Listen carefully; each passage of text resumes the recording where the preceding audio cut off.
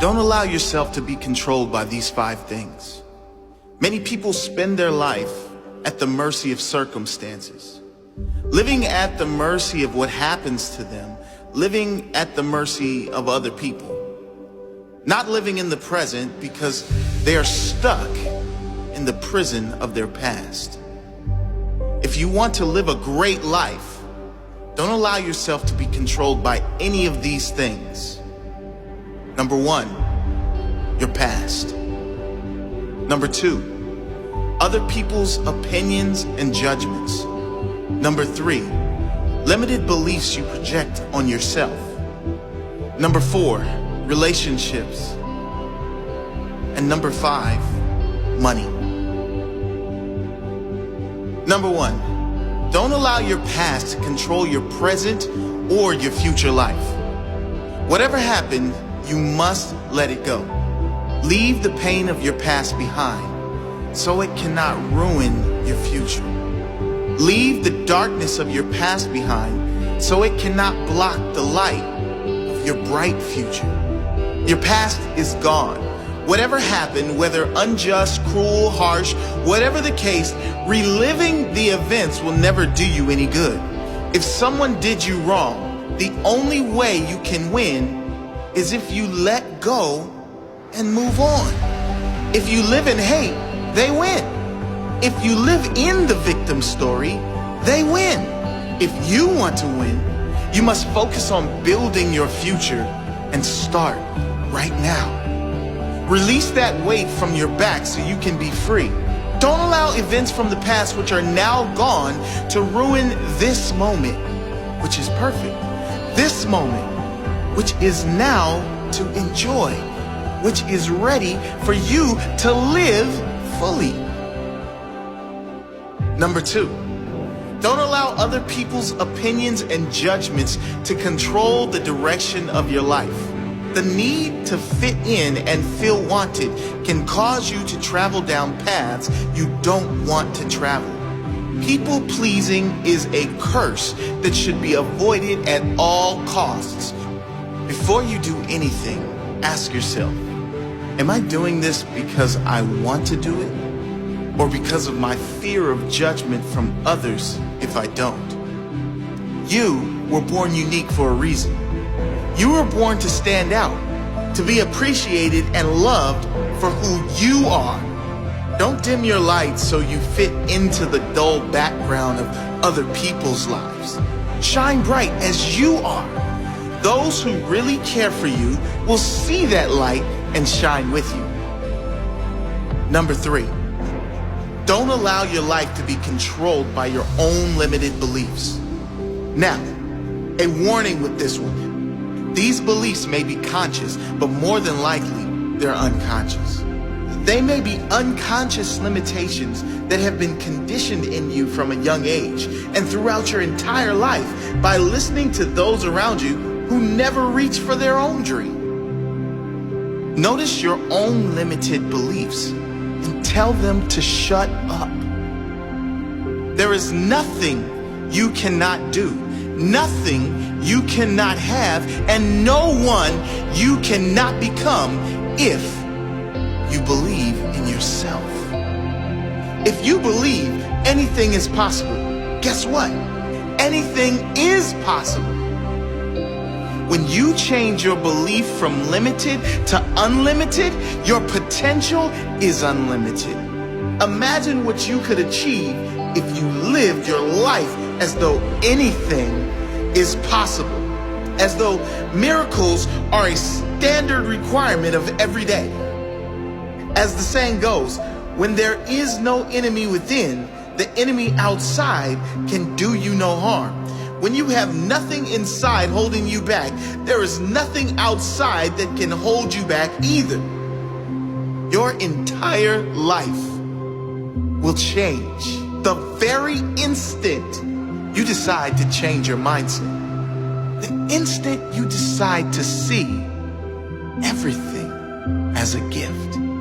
When you decide to see every circumstance and challenge as a blessing rather than a curse, the very instant you become conscious to the fact that everything in it is as it should be. And know that fighting what is insane. Number 4, relationships. A touchy subject. But if you are always needing another to be happy, to feel complete, then you are always one moment away from a breakdown if that person leaves you, or unhappiness if the relationship you are in is not going well. I'm not suggesting to avoid relationships. There is no force on earth that is greater than love and connection. I am talking about those who can't live if they aren't in a relationship. Those who will be with just about anyone, including all the wrong ones, just to avoid spending a moment being single. What I am saying is to develop enough mental strength that you get to the point where you don't need others to make you happy. You are just as happy being alone as you are in a relationship. And number 5, this is what controls the majority of humans on the planet. Can you guess what it is? Money. This does not mean you shouldn't want abundance. It doesn't mean money is evil. You know as well as I do what great things you can do and how many people you can help with money. What this means is, do not allow your decisions to be controlled by money. If you are choosing something only on the factor of how much money is involved, you've just made the wrong decision. What you will find is that when you follow your heart and you lead with your intention to serve others, to give your best to others every single time, when you follow your intuition and truly give your soul, then the money will come. And it will come in far greater amounts than if you simply chase money for the sake of chasing money.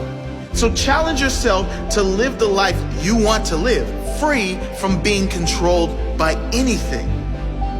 Find your freedom. Live fully. You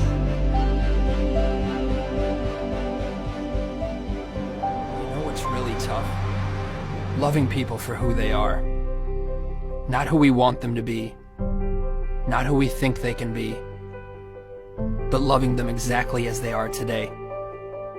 It's tough because we have our own expectations by which we measure others.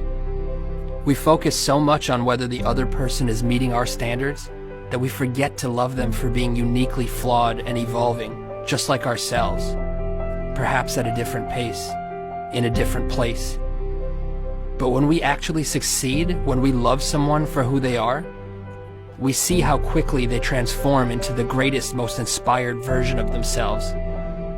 You see, the truth is that we don't know a thing about the silent battles fought by those we admire. Battles that are perhaps compensated by the very bravado we respect. We do not see the pain hidden behind their smile. We don't see the suffering and loss they've endured. But more importantly, we do not know what wisdom is hidden in the hearts of those who go unnoticed. Recognizing this humanizes our role models, flattens our egos, and gives us reason to treat every person with compassion and kindness. The most broken people have taught me more about life than some teachers ever could. They taught me hope. Now, one of my favorite things to do is give that hope to others. To understand their fears and assure them that their dreams are much more powerful than their demons.